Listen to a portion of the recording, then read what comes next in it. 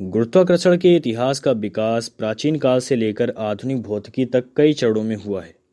इसकी शुरुआत अरस्तू के दर्शन से शुरू होकर आइजैक न्यूटन के सार्वभौमिक नियम और अल्बर्ट आइंस्टीन के अंतरिक्ष समय के सिद्धांत तक पहुंची है। लगभग चौथी शताब्दी ईसा पूर्व में ग्रीक दार्शनिक अरस्तू ने पहली बार वस्तुओं के बारे में व्याख्या की और उन्होंने व्याख्या ये की कि वस्तुएं नीचे क्यों गिरती हैं। उन्होंने माना कि सभी वस्तुएं अपने प्राकृतिक स्थान पर वापस जाना चाहती हैं, इसलिए भारी वस्तुएं हल्की वस्तुओं की तुलना में तेजी से नीचे गिरती हैं। उनकी ये धारणा लगभग 2000 वर्षों तक मानी जाती रही और वो भी सही मानी जाती रही। 16वीं शताब्दी के अंत में इटली के वैज्ञानिक गैलीलियो गैलीली ने अरस्तू के सिद्धांत को चुनौती दे दी।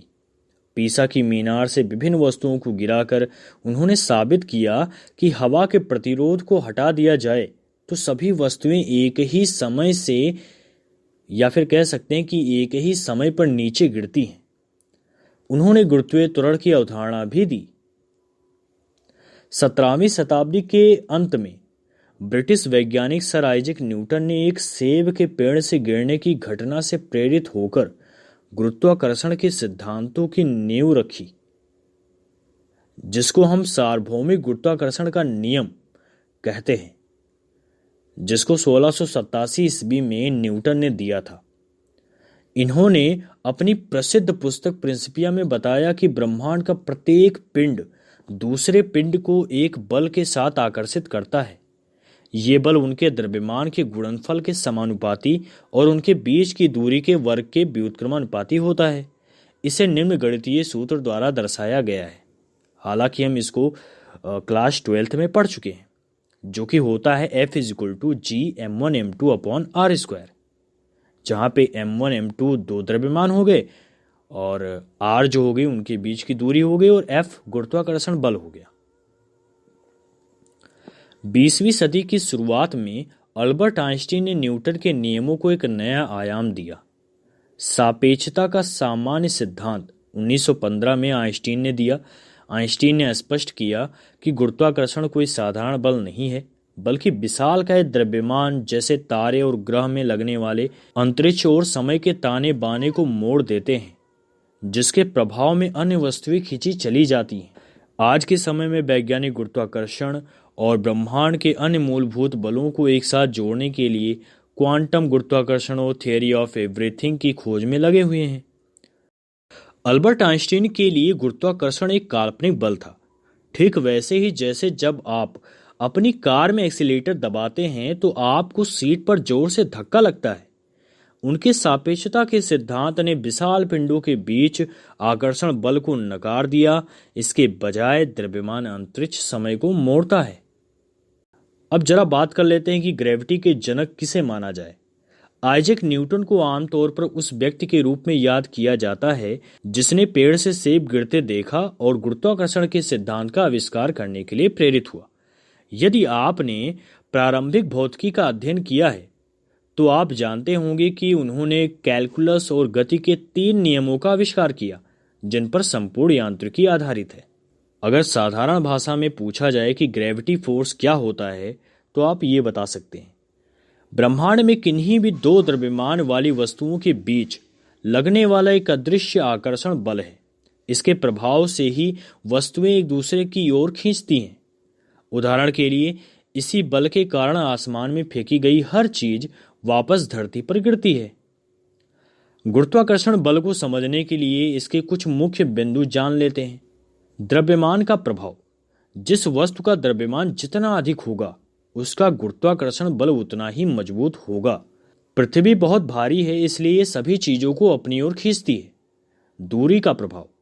2 वस्तुओं के बीच की दूरी जितनी कम होगी ये बल उतना ही मजबूत होगा। दूरी बढ़ने पर यह कमजोर हो जाता है। अंतरिक्ष में स्थिति। इसी बल के कारण पृथ्वी और अन्य ग्रह सूर्य का चक्कर लगाते हैं। चंद्रमा और ज्वार। चंद्रमा का गुरुत्वाकर्षण बल पृथ्वी के समुद्रों के ज्वार भाटा लाता है। किसी वस्तु पर पृथ्वी जितना गुरुत्वाकर्षण बल लगाती है वही उस वस्तु का भार होता है। भार और द्रव्यमान अलग अलग होते हैं। चलिए अब हम कुछ बात कर लेते हैं कृत्रिम गुरुत्वाकर्षण बल पर। अंतरिक्ष स्टेशन का अपनी धुरी के चारों ओर घूमना उसमें रहने वालों के लिए कृत्रिम गुरुत्वाकर्षण उत्पन्न करता है। 1962 में राष्ट्रीय वैमानिकी और अंतरिक्ष प्रशासन ने सिनकॉम उपग्रह का परीक्षण किया, जिसे यहाँ एक कलाकार की कल्पना के रूप में दिखाया गया है। किसने भविष्यवाणी की थी कि 2060 में दुनिया खत्म हो जाएगी? उन्होंने ये तारीख का अनुमान कैसे लगाया? आइए जानते हैं। हालांकि आइजैक न्यूटन को गति और गुरुत्वाकर्षण के सिद्धांतों से भौतिकी में क्रांति लाने के लिए जाना जाता है, लेकिन कम ही लोग जानते कि उन्होंने एक भयावह भविष्यवाणी भी की थी। दुनिया 2060 में खत्म हो सकती है। अच्छा, क्या आप लोग जानते हैं कि 5000 साल पहले पृथ्वी कैसी थी? आज से 5000 वर्ष पूर्व हमारी पृथ्वी भौगोलिक रूप से काफी हद तक आज जैसी ही थी, लेकिन मानव सभ्यता और पर्यावरण की दृष्टि से ये दुनिया बिल्कुल अलग थी। इस समय तक विश्व में केवल कुछ ही उन्नत संस्कृतियां पनपी थी। इसमें मेसोपोटामिया में सुमेरियन सभ्यता और मिस्र की सभ्यता शामिल थी। इसी काल के दौरान दुनिया को पहला लिखित इतिहास मिला। सुमेरियन लोगों ने क्यूनिफॉर्म लिपि का आविष्कार किया, जबकि मिस्र में चित्रलिपि का उपयोग होता था। भारत में हड़प्पा और मोहनजोदड़ो जैसी विशाल सिंधु घाटी सभ्यता का भी इसी समय मतलब 3300 ईसा पूर्व उदय और विकास हो रहा था। पूरी दुनिया की आबादी उस समय मात्र 50 लाख के करीब थी। लोग अधिकतर कृषि और पशुपालन पर निर्भर थे। उस समय आज का सहारा रेगिस्तान सूखा नहीं, बल्कि एक हरा भरा और उपजाऊ क्षेत्र था, जहां नदियां और झीलें हुआ करती थीं। अगर आपसे पूछा जाए कि पृथ्वी पर जीरो गुरुत्वाकर्षण कहाँ है, तो आपका जवाब क्या होगा? सही उत्तर पृथ्वी के केंद्र पर है। यदि आप पृथ्वी के केंद्र पर हैं तो गुरुत्वाकर्षण शून्य होगा, क्योंकि आपके पास आसपास का सारा द्रव्यमान ऊपर खींच रहा होगा और आप हर जगह तो जा नहीं सकते, इसलिए आप वहां पे स्टेबल हो जाओगे। और स्टेबल होने का मतलब ये है कि आप कहीं पर भी मूव नहीं कर पाओगे, वहां पे जीरो ग्रेविटी हो जाएगी। सर आइजैक न्यूटन अपने समय के सबसे उच्च शिक्षित वैज्ञानिकों में से एक थे। उन्होंने इंग्लैंड के प्रतिष्ठित कैम्ब्रिज विश्वविद्यालय से उच्च शिक्षा प्राप्त की थी, जहां से उन्होंने गणित और विज्ञान में स्नातक और स्नातकोत्तर की डिग्री हासिल की थी। उन्होंने ग्रांथम के फ्री ग्रामर स्कूल से अपनी स्कूली शिक्षा पूरी की। जून 1661 में उन्होंने कैम्ब्रिज के ट्रिनिटी कॉलेज में दाखिला लिया।